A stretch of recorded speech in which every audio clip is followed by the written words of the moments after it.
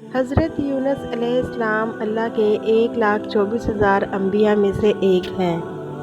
مفسرین کا کہنا ہے کہ آپ حضرت یوسف علیہ السلام کے چھوٹے بھائی بنیامین کے بیٹے ہیں، جبکہ بعض علماء کے نزدیک آپ کا سلسلہ نسب حضرت ہود علیہ السلام سے جا ملتا ہے۔ آپ نے اس قوم کو توحید کی دعوت دی، لیکن تمام قوموں کی طرح اس قوم نے بھی آپ کی بات کو نہ مانا اور آپ کا مذاق بنایا۔ تب اللہ نے حکم دیا کہ ان کو بتا دو کہ 3 دن کے اندر تم پر عذاب نازل کر دیا جائے گا۔ حضرت یونس نے اس قوم کو یہ پیغام دیا اور وہاں سے چل نکلے، جبکہ اللہ نے ان کو وہاں سے جانے کا حکم نہیں دیا تھا۔ اگلے ہی دن اس قوم کو کالے سیاہ بادل اور دھوئیں نے گھیر لیا۔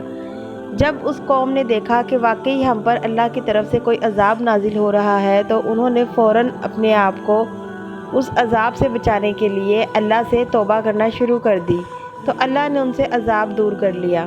ادھر حضرت یونس علیہ السلام ایک کشتی میں جا بیٹھے اور وہ کشتی سارا دن تو پرسکون چلتی رہی، لیکن راستے میں اتنا شدید طوفان آیا کہ ان لوگوں نے سوچا کہ ضرور اس میں کوئی ایسا غلام موجود ہے جو اپنے آقا سے بھاگا ہوا ہے۔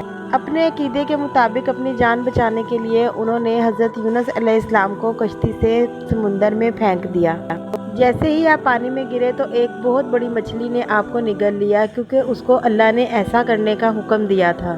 جب آپ نے خود کو مچھلی کے پیٹ میں زندہ پایا تو اللہ تعالیٰ سے بہت زیادہ توبہ کی اور ایک ہی دعا بار بار دہراتے کہ اے اللہ، بے شک تو وحدہ لا شریک ہے اور میں ہی اپنی جان پر ظلم ڈھانے والا ہوں۔ اللہ تعالیٰ نے آپ کی دعا سن لی اور مچھلی کو حکم دیا کہ آپ کو کنارے پر جا کر صحیح سلامت واپس اگل دے۔ چنانچہ 40 دن تک مچھلی کے پیٹ میں رہنے کی وجہ سے آپ بہت زیادہ کمزور اور لاغر ہو گئے تھے، یہاں تک کہ آپ کے جسم پر کوئی بال بھی نہ بچا تھا۔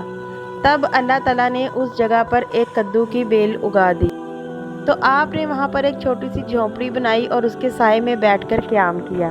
ساتھ ہی اللہ تعالیٰ نے وہاں پر ایک بکری بھیجی جو سارا دن وہاں پر گھاس پھوس کھاتی اور آپ اس کا دودھ پیتے۔ اس طرح آپ دوبارہ سے صحت مند ہو گئے اور اپنی زندگی میں واپس لوٹ آئے۔ آپ کی قوم آپ کو ڈھونڈتے ڈھونڈتے وہاں تک آ پہنچی۔ انہوں نے آپ سے معافی مانگی اور اللہ تعالیٰ کی وحدانیت کو قبول کر لیا۔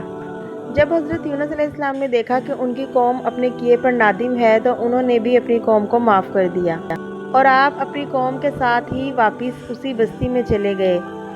جب تک آپ کی زندگی رہی، مرتے دم تک آپ نے اسی بستی میں قیام کیا۔ اس بستی کا نام نینوا تھا اور آپ آج بھی ادھر ہی دفن ہیں۔ تو پیارے دوستو، آپ نے دیکھا کہ اللہ تعالیٰ نے حضرت یونس علیہ السلام کی قوم کو معافی مانگنے پر انہیں معاف بھی کر دیا۔ بے شک وہ بہت غفور و رحیم ہے۔